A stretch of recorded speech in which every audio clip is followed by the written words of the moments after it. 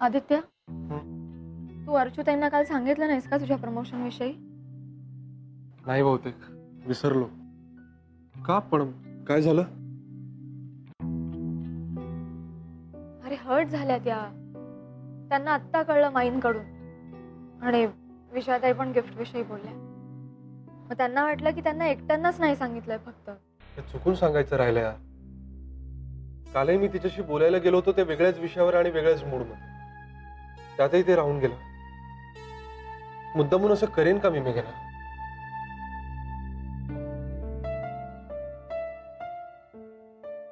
आदित्य, अरे जेव्हा मनं दुखावलेली असतात तेव्हा छोट्या छोट्या गोष्टी खूप मॅटर होतात, मोठ्या वाटतात. तर तू माईंनाही प्रॉपर सांगितलेलं नाहीयेस. त्यांनाही अमित दादांकडून कळलं.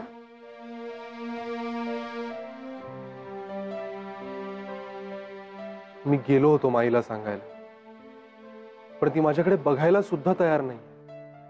बोलणं तर दूरच राहील. एकदा सांगितलं म्हणजे झालं का आदित्य? पुन्हा एकदा जा, पुन्हा एकदा सांग ना त्यांना स्वतःहून. आणि आपलं ठरलंय ना, कोणीही कितीही रागावलं तरी आपण ते सहन करायचंय. Yes, I know, I agreed. बोलतो मी सगळ्यांशी. ओके? ओके. तू डान्स क्लासला निघतेस ना? हो, म्हणजे आहे डान्स क्लास, पण इथे सगळं असं असताना कसं माझं मन लागेल. आणि नाही, ते बरोबर पण नाही दिसणार. मला उलट वाटतंय मेघना. सगळेजण जितक्या लवकर रुटीन सुरू करतील ना, तेवढंच लवकर नॉर्मल होते. मला वाटतं अमित दादा सुद्धा म्हणूनच आपल्याला रोजच्या सारखं जेवायला या म्हणून इन्सिस्ट करत होता. सो तू जा क्लासला. खरंय, जाते. बाय.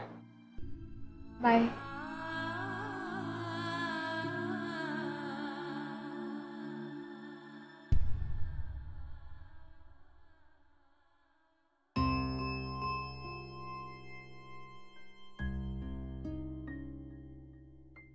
संजीवनी, हे संजीवनी. हो मॅडम, कधीचा वाट बघतोय तुमची. लक्ष नाही तुमचं. कोण आदित्य? कसं मनातलं ओठावर आलं की नाही? नाही, तू तर वाट बघतोच आहे. तू त्याच्याशी कधी बोलतेस याची? तुलाच बोलायचं नाही. ठीक, नको बोलूस. अगं पण हा तुझा सखा सोबती पेपर, हा तुझी केव्हाची वाट बघतोय. त्याला का दूर लुटतेस? 2 दिवसात एक ओळही वाचलेली नाहीयेस तू. करू नकोस ग, वाच जरा, मन डायव्हर्ट होईल तुझं. मला सांग, तोच विचार करून प्रश्न सुटणार आहेत का? संजीवनी प्लीज असं करू नकोस ग. तू अशी हताश उदास राहू नकोस, मग सगळं घर उदास होतं. प्लीज सावर स्वतःला. हे बघ, प्रश्न आहेत, नक्कीच आहेत, पण ते सोडवण्यासाठी आपण प्रयत्नपूर्वक नॉर्मल व्हायला हवंय की नको?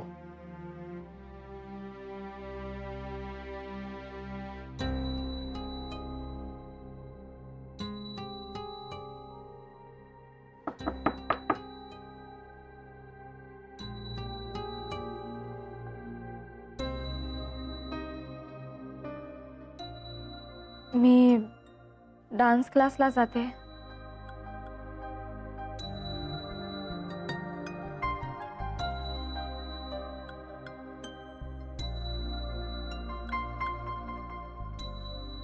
माई,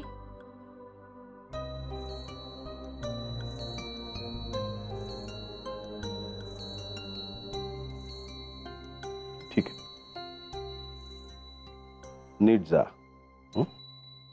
हो, रोजच्या वेळेला परत येईन.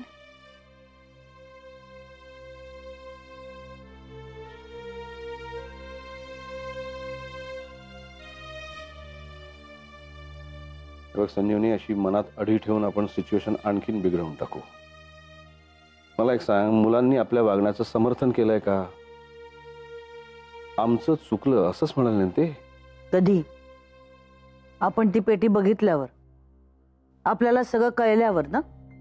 आता ते महत्वाचं आहे का? नाही, आदित्य आणि मेघनांनी आपल्याला खरं खरं काय झालं ते सांगितलं नाही, हे खरं आहे. पण मेघनाने आदित्यला मात्र सगळं खरं खरं सांगितलं, हे नाकबूल नाही करता येणार. लग्नाच्या पहिल्या रात्री लग्न तुटण्याचा धोका पत्करून नवऱ्याला आपल्या अफेअर बद्दल सांगणं ही गोष्ट सोपी नाही आहे संजीवनी. त्याच्यातला प्रामाणिकपणा शाबूत असतो ना, तेच माणूस असं हिमतीने वागू शकतं. आणि मेघना वागली आहे तशी. आणि आदित्य, त्याने आपल्याला सगळं सांगायला नको होतं. खोटेपणा तर त्यांनीच केलाय, आपल्याच मुलानं, आपल्याशी. अगं, हे आपलं मत झालं. आता आदित्य इनफ मोठा झालाय ना, त्याला त्याचंही असं काही मत असू शकतं.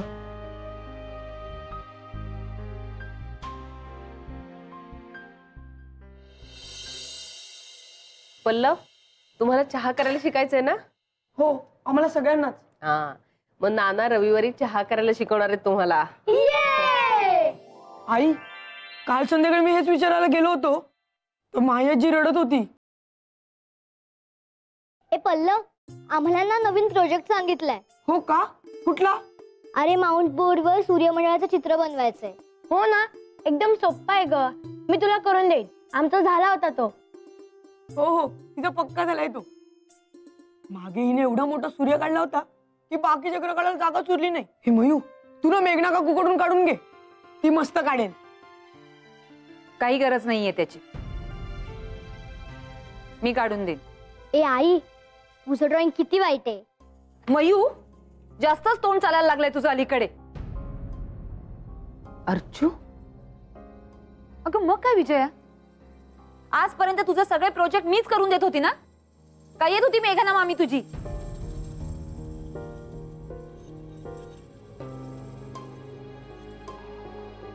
अर्चू, अर्चू,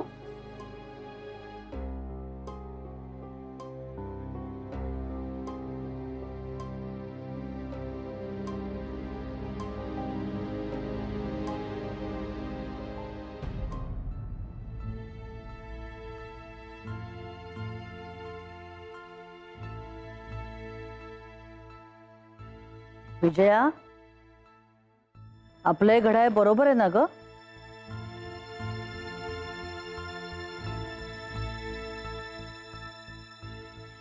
हो माई, 3:30 वाजलेत. बरं, मेघना जेवली की आवरेल टेबल. आली नाहीये का मेघना अजून क्लासवरून? काही कल्पना नाही मला. मी आलेच माई.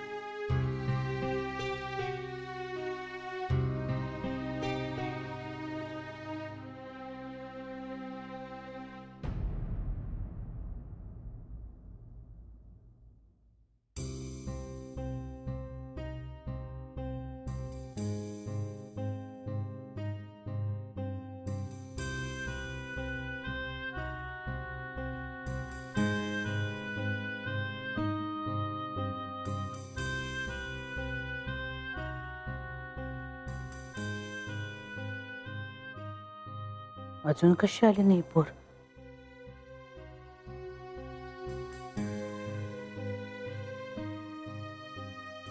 उशीर होणार होता तर फोन करून सांगायला हवं होतं ना तसं.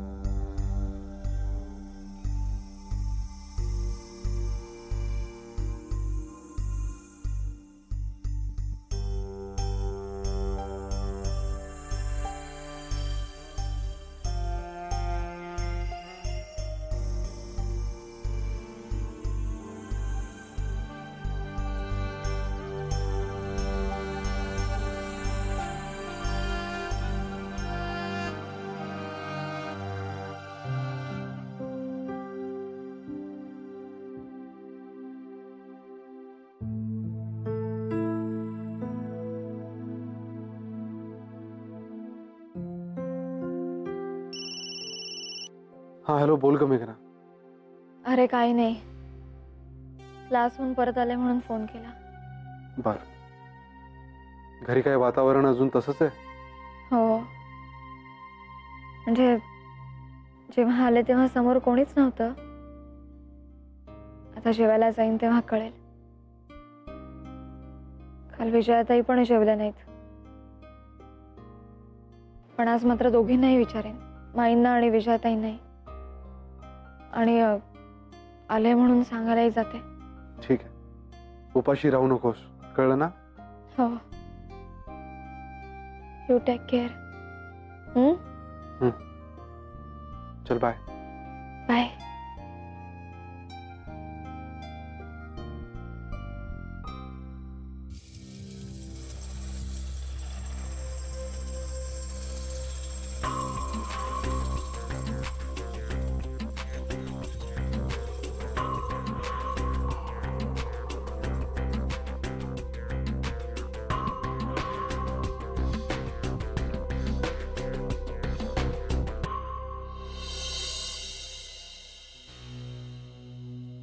मेघना आलेली दिसत नाही अजून. कोण जाणे आता कसं करणार आपल्याला. नाही, खोलीत अंधार दिसतोय आणि तिची क्लासवरून यायची वेळही उलटून गेली. आता अशा वेळी आपल्याला कळवायला हवं की नाही तिनं. सांग आता तूच मला. पण मग सांगतील आमचं आहेच कोण इथे. माई, हे बघ, जे काही घडलंय ना त्याच्यामुळे काही दिवस कडवटपणा राहणारच. माझा नाईलाज आहे. कसला कडवटपणा, कसली एवढी चर्चा चालली आहे? सांग, तूच सांग. तुमची लाडकी सून रोज 3-3:30ला घरी येते, आज अजून पत्ता नाहीये तिचा. बरं, मला घरी यायला उशीर होतोय असं साधं कळवावंसही वाटलं नसेल तिला. इथं राहतच एकूण म्हणा तिचं. का तू एवढी चिडचिड करतेस? पण तिला नाही तर आदित्यला फोन करायचा, त्याला माहित असेल ना. हा बघा, काय झालं? अरे मेघना अजून क्लासहून आलेली नाहीये. काय? पण तिचा तर फोन आला मला की ती घरी पोहोचली म्हणून. काय झालं? कळलं आता? कळलं का माझी काय चिडचिड होते ते? ह्या घरात आपल्याला काय किंमत आहे हे कळलं ना? मी घरी आले एवढं सांगावंसही वाटलं नाही तिला. आणि आल्यावर तिन्ही सांजेला रूम मध्ये असं काळोख करून बसलीये. ही रीत झाली का आपल्या घरची?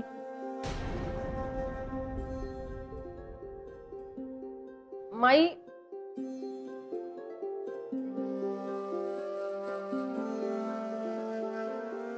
आदित्य, बऱ्याच गोष्टी ऑलरेडी सगळ्यांच्या मनाला टोचतायत. त्यात अशा बारीक बारीक गोष्टींची भर घालू नका. जरा जास्त जबाबदारीने वागायला हवं तुम्हाला, जाणीवपूर्वक. मेघना घरी आलेली नाही ऐकल्यावर मलाही जरा टेन्शन आलं होतं. हो ना, मी पाहतो, कारण मी आत्ताच आलोय. ऍक्च्युली दुपारी फोनवर बोलणं झालं आमचं, तेव्हा ती म्हणाली होती की थोड्या वेळाने जेवायला जाणार आहे. तेव्हा बोललीच असती माईशी. का बोलली नाही ते मी बघतो. सॉरी नाना.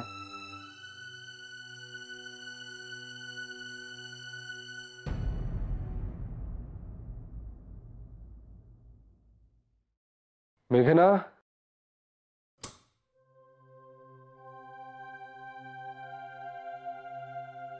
मेघना,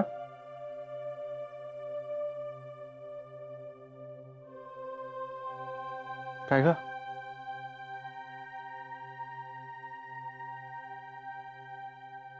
मेघना, अगं ताप आलाय तुला आणि नॉमिनल नाहीये, चांगला चढलाय. अरे हो, मागासपासून थंडी असते. नाही ठीक आहे, मी डॉक्टर काकांना फोन करतो.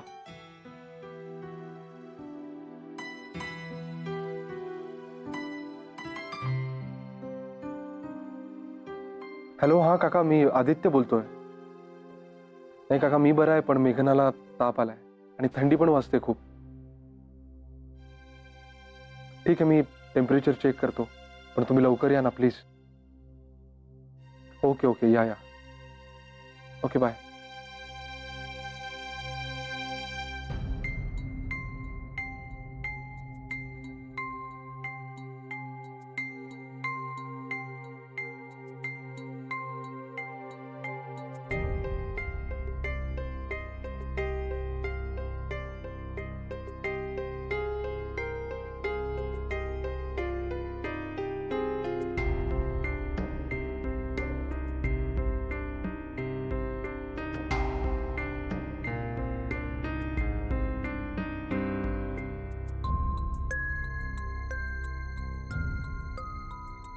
Oh God.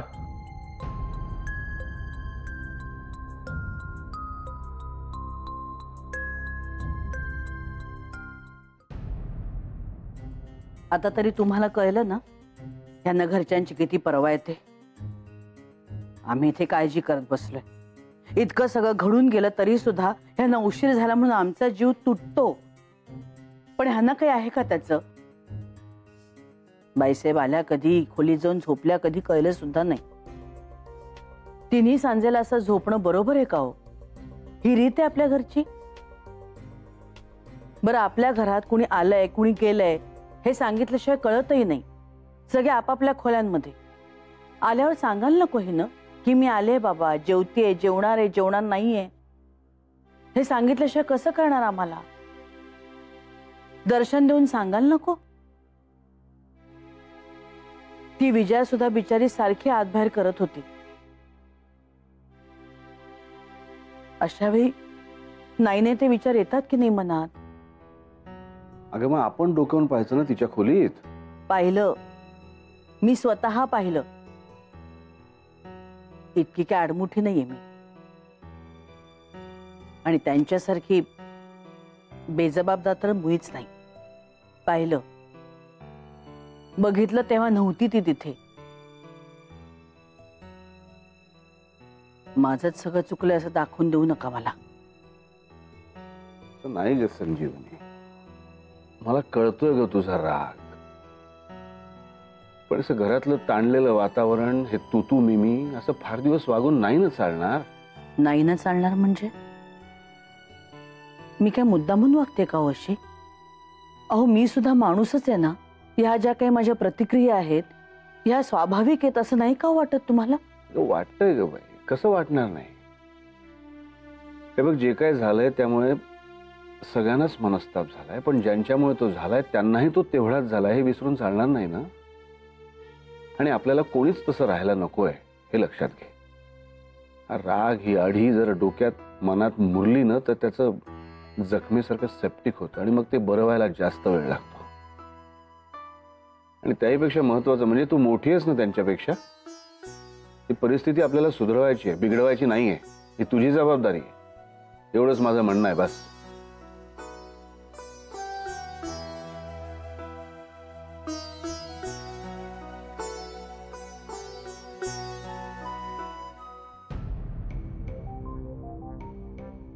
फीवर खूप आहे.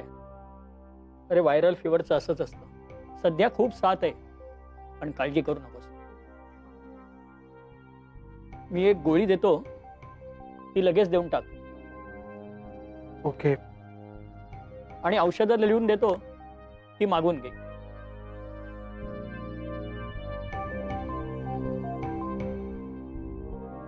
ओके, चला मी सोडतो तुम्हाला. अरे नको, जाताना मी नानांना भेटून जातो. आणि हो, ती गोळी लगेच देऊन टाक, म्हणजे ताप उतरेल. हो, थँक्यू. येतो. काळजी घे. हो. काळजी घे बेटा. थँक्यू.